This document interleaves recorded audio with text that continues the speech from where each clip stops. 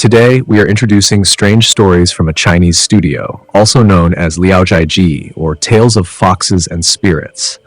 This is a collection of short stories written by Pu Songling during the Qing Dynasty. The book consists of nearly 500 stories covering a wide range of topics, mostly focused on fox spirits, ghosts, and demons, reflecting the social landscape of 17th century China. Liaozhai Quantu is a colored illustrated comic series that depicts scenes from the stories in Liaozhaiji. Pu Songling, 1640 to 1715, whose courtesy names were Liu Xian and Jianchen, and his alias was Liu Chuan Jushi, is widely known as the master of Liaozhai, and he called himself Yishi Shi. He was from Sichuan, Jinan. Today, we will present volume 23 of the Liaozhai Quantu. Prior to this, only volumes 8, 9, and 11 were available, while volumes 12 through 22 are missing. I previously made a video on volume 23, but due to limitations in my Chinese language skills, I made some errors in researching the stories.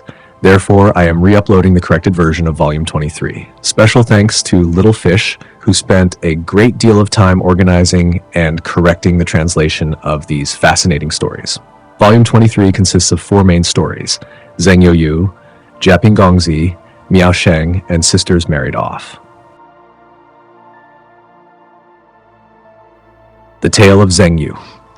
Zeng Laoweng, a patriarch of a prominent family in Kunyang, had just passed away, his body not yet placed in its coffin. Suddenly, tears began to flow from his lifeless eyes like a stream of juice. His 6 sons were baffled by this eerie phenomenon. The second son, Zeng Ti, courtesy name Youyu, a respected scholar in the county, perceived it as an ominous sign and cautioned his brothers to be vigilant and avoid actions that might distress their late father even further. Half of his brothers, however, mocked him for being overly superstitious. Zeng Laoweng's family history was complicated. His first wife had borne him a son, Zeng Cheng, but both she and the boy were abducted by bandits when Zeng Cheng was just 7 or 8 years old. Laoweng later remarried and had 3 more sons: Zeng Xiao, Zeng Zhong, and Zeng Xin. He also fathered 3 sons with a concubine: Zeng Ti, Zeng Ren, and Zeng Yi. Zeng Xiao, the eldest of the second wife's sons, despised Zeng Ti and his 2 younger brothers due to their illegitimate status. He refused to associate with them and instead allied himself with Zeng Zhong and Zeng Xin, forming a faction. They openly displayed their disdain, even ignoring Zeng Ti's presence during gatherings, much to the indignation of Zeng Ren and Zeng Yi. The younger brothers wanted to retaliate but were dissuaded by Zeng Ti, who repeatedly urged tolerance and reconciliation. Zeng Xiao's daughter was married to a man named Zhou in the same county, but tragically passed away. Furious, Zeng Xiao demanded justice from the Zhou family, but Zeng Ti refused to join his brother's cause. Enraged, Zeng Xiao gathered a group, including Zeng Zhong and Zeng Xin, to raid the Zhou household, wreaking havoc and injuring Zhou's wife. The Zhou family sought justice from the magistrate, who was so incensed that he jailed Zeng Xiao and his accomplices, and prepared to report the incident to higher authorities, potentially stripping Zeng Xiao of his titles. To save his brothers, Zeng Ti personally visited the magistrate, confessing on their behalf. The magistrate, impressed by Zeng Ti's character, showed leniency and released the offenders. Zeng Ti then visited the Zhou family to apologize with humility, bringing the conflict to an end. However, Zeng Xiao felt no gratitude toward his younger brother. When Zeng Ti's mother, Madame Zhang, passed away, Zeng Xiao and his faction refused to observe mourning rituals and continued their hedonistic lifestyle. Enraged, Zeng Ren and Zeng Yi sought vengeance, but Zeng Ti dissuaded them once more. When it came time to bury Madame Zhang, Zeng Xiao barred her coffin from being interred in the family plot alongside their father. With no alternative, Zeng Ti buried his mother temporarily on a nearby path. Shortly after, Zeng Xiao's wife died. Zeng Ti urged his younger brothers to attend the funeral, but they refused. Zeng Ti, despite their objections, attended alone, weeping bitterly at the burial. Meanwhile, Zeng Ren and Zeng Yi caused a disturbance, playing drums and music. Furious, Zeng Xiao and his allies stormed their house and beat them. Zeng Ti tried to intervene but ended up severely injured himself. Zeng Ren, incensed, filed a lawsuit accusing Zeng Xiao of disrespecting their stepmother. The magistrate arrested Zeng Xiao, but Zeng Ti pleaded for leniency, which led to the case being dismissed. Zeng Ti then left the family estate, relocating with his wife and children to a distant village, hoping to live in peace. However, Zeng Xiao and his faction continued their provocations, hurling insults and even desecrating the memory of Madame Zhang. Zeng Ren and Zeng Yi became consumed with thoughts of revenge, carrying weapons whenever they ventured out. One day, to everyone's shock, Zeng Cheng, the long-lost eldest son, returned home with his family. The brothers, unable to agree on how to accommodate him, ignored him altogether. Feeling slighted, Zeng Cheng took refuge with Zeng Ren and Zeng Yi, who treated him with great respect. Hearing of this, Zeng Ti hurried back to help divide property and find a home for Zeng Cheng. Zeng Xiao and his faction viewed this as an affront and came to cause trouble. However, Zeng Cheng, hardened by years of survival among bandits, retaliated fiercely. He attacked Zeng Xiao and with the help of Zeng Ren and Zeng Yi, subdued Zeng Zhang and Zeng Xin. Zeng Cheng then filed a complaint with the magistrate, who summoned Zeng Ti. Zeng Ti, ever the peacemaker, begged for a fair resolution. The magistrate decreed that the family estate be divided equally among all 7 brothers. After this, Zeng Cheng grew closer to Zeng Ren and Zeng Yi. The 3 decided to honor Madame Zhang properly, planning to move her remains into the family plot. Zeng Ti initially opposed the idea, fearing it would reignite tensions, but Zeng Cheng insisted. The reburial was carried out with full rites, bringing peace to the family at last. Yet even as harmony seemed restored, new generations began to repeat the cycles of division and strife, proving that some legacies of discord are hard to break.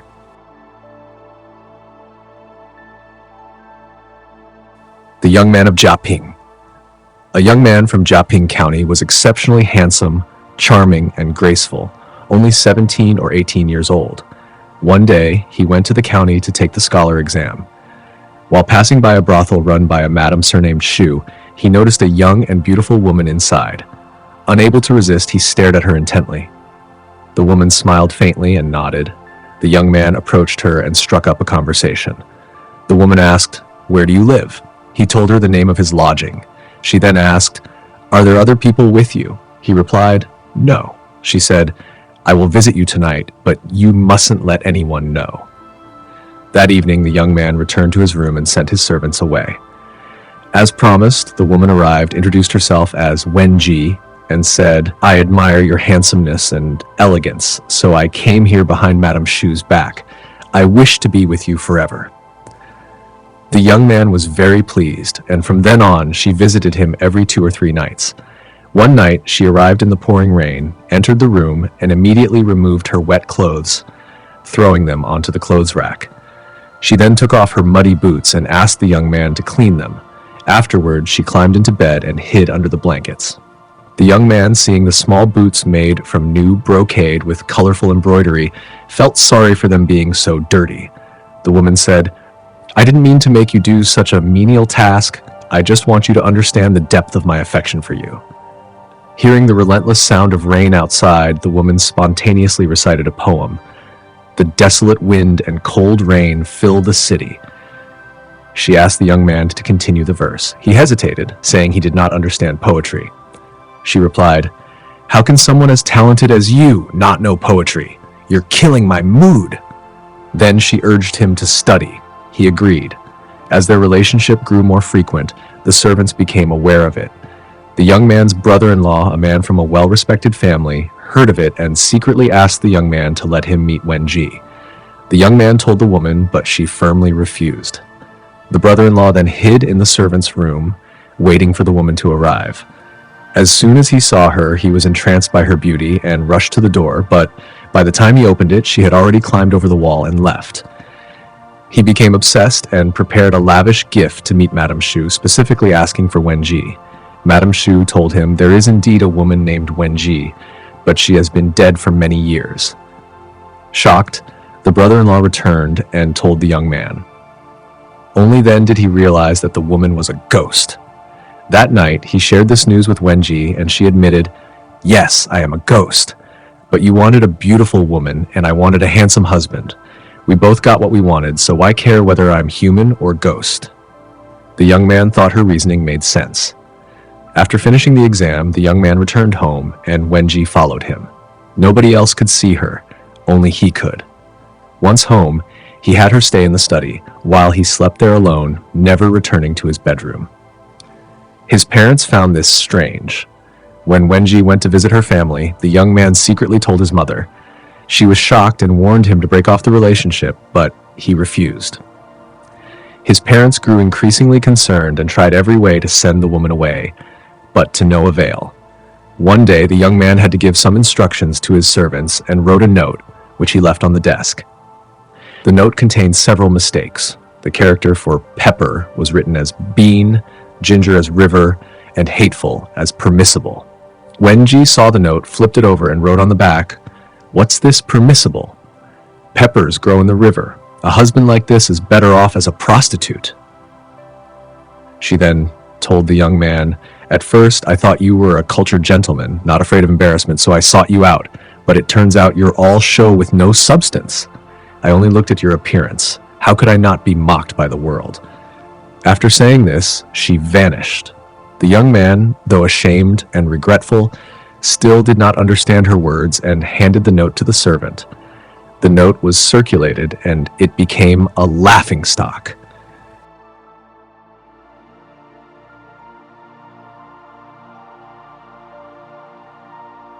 Miao Sheng. Guangxu was a scholar from Minzhou, Sichuan. He traveled to Xi'an to take the imperial examination and stayed at an inn to rest. He bought some wine and food and drank by himself. A tall man entered and sat down to chat with him. Guangxu raised his cup to invite him to drink, and the stranger accepted without hesitation, introducing himself as Miao. He spoke in a rough and boisterous manner. Guangxu, finding him uncouth, treated him coldly, responding with an air of arrogance, and after finishing his wine, he did not buy more. Miao Sheng, irritated by the lack of hospitality, exclaimed, "Drinking with poor scholars really makes me want to die of boredom." He then stood up, went to the innkeeper to buy a large jar of wine, and returned. Guangxu declined the offer, saying he couldn't drink anymore, but Miao grabbed his arm and insisted he drink. Guangxu's arm hurt, but he reluctantly downed a few more cups. Miao Sheng drank from a large bowl of soup, laughing, and said, "I'm not good at convincing others to drink, so do as you wish." Guangxu decided to leave immediately. After traveling a few miles, his horse fell ill and lay on the road. Guangxu sat by the side of the road, exhausted by the heavy baggage and unable to do anything. Suddenly, Miao Sheng appeared, inquired about the situation, unloaded the baggage from the horse, gave it to the servant, and then hoisted the horse's belly onto his shoulder, carrying the animal for over 20 miles until they reached the inn. He set the horse down to graze. A while later, Guangxu and his servant arrived at the inn, surprised by Miao Sheng's extraordinary strength, and treated him generously. They bought wine and food and invited him to join. Miao Sheng replied, "I have a huge appetite, and I don't think you can fill me up. A shared meal and drink is enough." After finishing a large jar of wine, Miao Sheng stood up to leave, saying, "Your horse's illness will take a while to treat. I cannot wait, so I'll be leaving now." Later, after completing his examination, Guangxu, along with 3 or 4 friends, went on a trip to Mount Hua. They set up a banquet with food and wine. While they were enjoying themselves, Miao Sheng suddenly arrived. He carried a large wine sack in one hand and a pig's trotters in the other, tossing the meat onto the ground and saying, "I heard you were climbing, so I came to join the fun." The group, welcoming him, invited Miao Sheng to sit down. They drank heartily and happily. The group then decided to play a game of poetry, but Miao Sheng argued, "Drinking freely like this is great fun. Why bother with constructing verses that just make you suffer?" They ignored him, established a drinking challenge, and those who failed to match the verses would drink 3 large cups of wine. Miao Sheng said, "The one who fails the poetry should be punished by military law." The group laughed and responded, "That's too harsh." Miao Sheng replied, "If I'm not beheaded, this rough man, could manage a few lines." Jin Sheng, sitting at the head of the table, said, "The cliff, when viewed, reveals an empty horizon." Miao Sheng then casually added, "The spittoon strikes and the swordlight turns red." No one could continue the verse, so Miao Sheng picked up the wine jug and served himself. After a while, he went on with more verses, but they became increasingly crude. Finally, Miao Sheng shouted, "This is enough. If you want me to live, stop with the poetry." but they continued. Unable to bear it any longer, Miao Sheng imitated the roar of a dragon, and his loud shout echoed through the mountains. He then swayed like a lion and performed a lion's dance. The poetry session was finally disrupted, and the group resumed drinking. After they had drunk to a point of mild inebriation, the men began reciting their exam essays and praising each other. Miao Sheng, who had no interest in their self-congratulatory speeches, grabbed Guangxu's hand and challenged him to a fistfight. They fought several rounds, but the others kept reciting their essays. Miao Sheng sternly said, "I'm sick of hearing your essays. These kinds of papers should only be read to your wife at home, not in public, where they only bore people to death." The others, feeling embarrassed, tried to read even louder. Miao Sheng, enraged, fell to the ground and roared, transforming into a tiger. He pounced on the group, devouring them, then howled and ran off, leaping over the mountain ridge. The only survivors were Gong Sheng and Jin Sheng, who had been the top scorer in that year's provincial examination. 3 years later, when Jin Sheng passed by Huayin, he suddenly saw Ji Sheng, another scholar who had been killed by the tiger at Mount Hua. Jin Sheng was astonished and urged his horse forward, but Ji Sheng stopped him by grabbing the reins. Jin Sheng dismounted and asked him what he wanted. Ji Sheng explained, "I have become Miao Sheng's ghost servant. It's very hard work, and I must kill another scholar to replace myself. 3 days from now, a scholar in Confucian robes will be killed by a tiger, but the location must be at the foot of Konglong Ridge, for that is where I can be replaced. Please bring a few scholars to that place on that day to help me out." Jin Sheng, afraid to argue, agreed and parted ways. That night, Jin Sheng couldn't find a solution and decided to break his promise and let the ghost servant handle things as he saw fit. Just then, his cousin Jiang Sheng visited.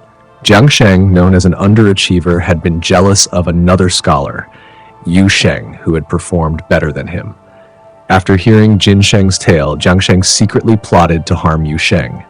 He immediately wrote a letter inviting Yu Sheng to visit Konglong Ridge and dressed in plain clothes. Yu Sheng, unaware of the intent, agreed. At the halfway point on Konglong Ridge, they set up a banquet, and Jiang Sheng invited Yu Sheng to drink. That day, the governor, who was a close friend of Jiang Sheng's father, happened to be on the ridge. Upon hearing that Jiang Sheng was there, the governor sent someone to fetch him. Jiang Sheng, not wanting to meet the governor in his peasant attire, swapped clothes with Yu Sheng.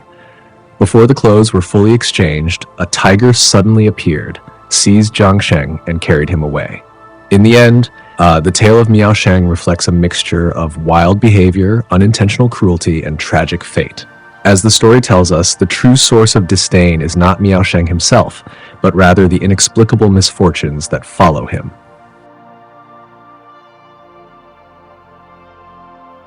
The fourth story, the sisters' exchange of marriage. In Yexian, there was a man named Mao Gong who became a prime minister.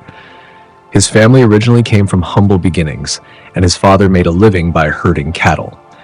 At that time, there was a prestigious family surnamed Zhang in the county, whose ancestors had served as officials for generations. They had a new graveyard on the southern side of Dongshan. One day, someone passing by heard angry voices coming from the grave, shouting, "Quickly, move away, don't desecrate the noble's resting place." The Zhang family heard of this, but didn't quite believe it. Then, one after another, they were warned in dreams, saying, "This new graveyard of yours was once meant to be the burial place of Mao Gong. Why have you taken it as your own?"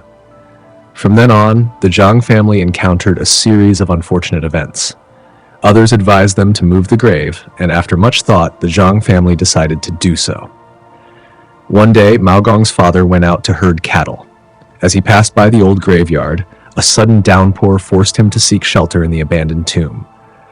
The rain grew heavier and heavier, flooding the grave and eventually drowning Mao Gong's father inside.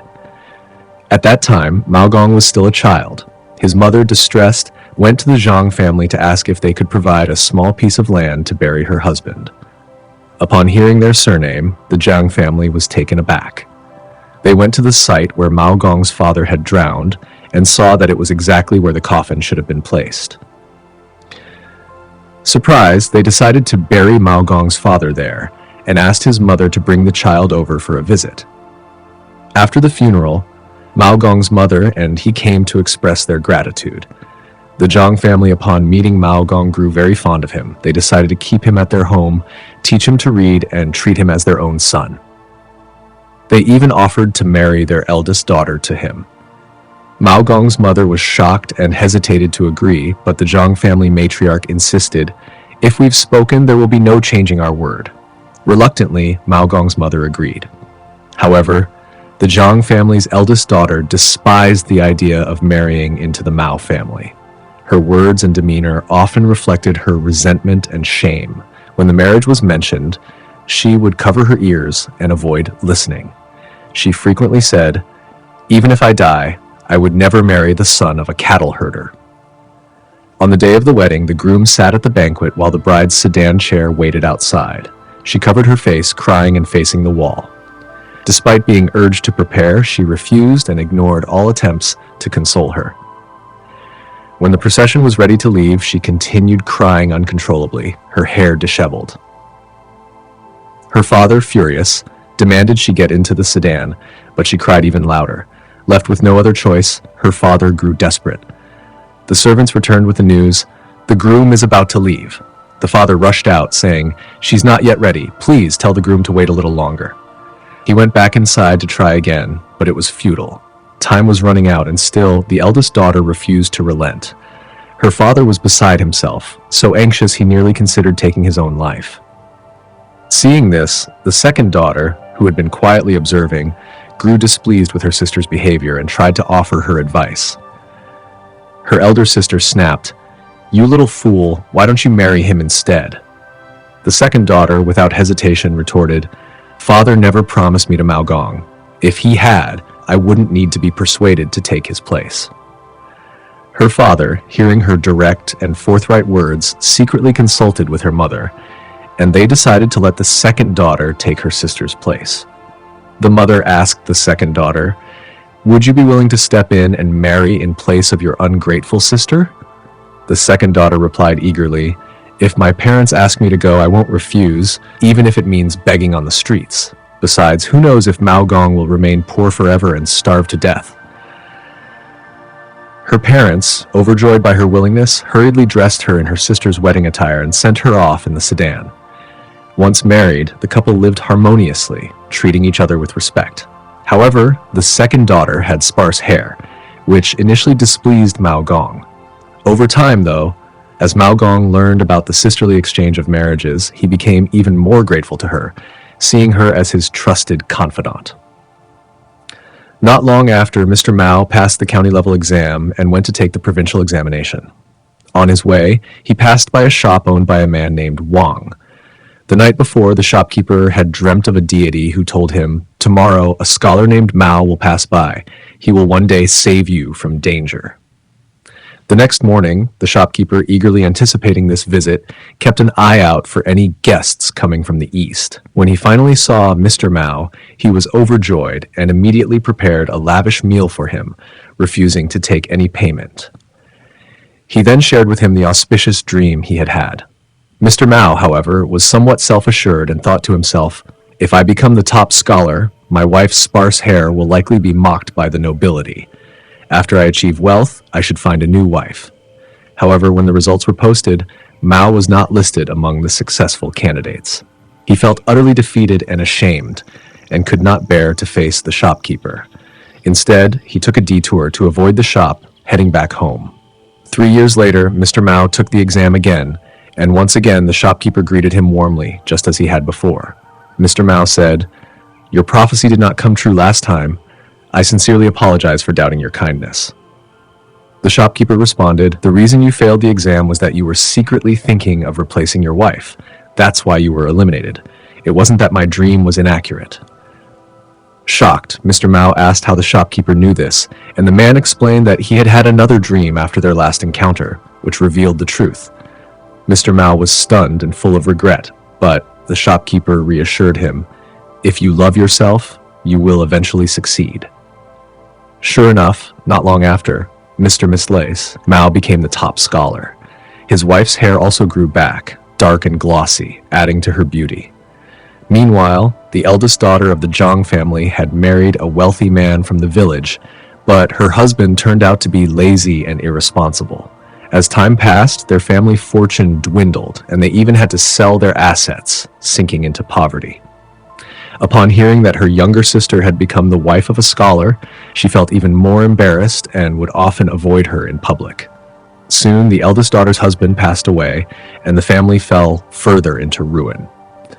Not long after, Mr. Mao passed the imperial exam and became a jinshi. The eldest daughter, filled with bitterness and regret, shaved her head and became a nun.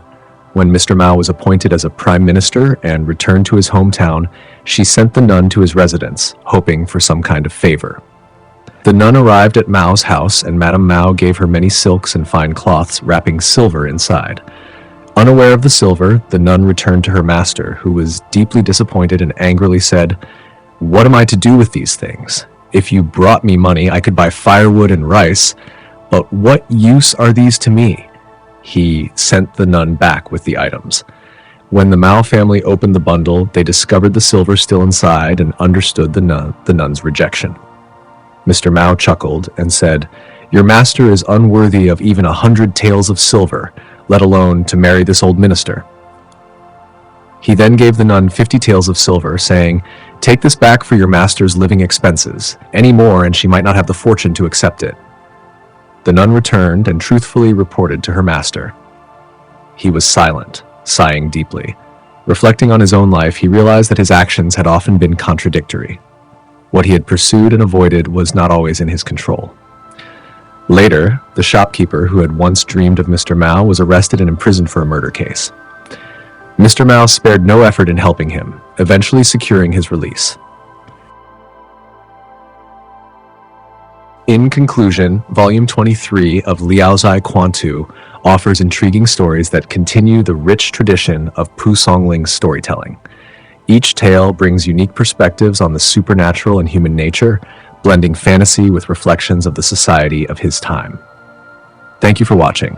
If you enjoyed this, please consider subscribing to our channel, Eastern Brush, Western Soul. We share insights on ancient Eastern texts, traditional ink painting, and the study of both Eastern and Western artistic techniques. We appreciate your support and hope to see you in our future videos.